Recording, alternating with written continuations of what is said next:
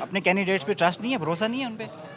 आपके सवाल तो असल में ये होना चाहिए कि जब इमरान खान इतना जिद्दार है और बहादुर है और उसको पता है कि मैं तमाम सीटों से जीत जाऊंगा, तो आपको सवाल तो पूछना चाहिए जरदारी से कि जरदारी साहब आप इमरान खान का मुकाबला किस सीट पे कर रहे हैं। आपका सवाल तो होना चाहिए शहबाज शरीफ से कि शहबाज शरीफ इमरान खान सारी सीटों पर लड़ा है तो आप क्यों नहीं उसके मुकाबले में लड़े। यही सवाल आपका शहबाज शरीफ से होना चाहिए, मरियम नवाज से होना चाहिए, और आपका यही सवाल जो है वो फजल रहमान से होना चाहिए कि आखिर खान साहब जब सारी सीटों पे लड़ सकते, इतने बहादुर हैं, तो आप क्यों नहीं उसका मुकाबला लड़ते।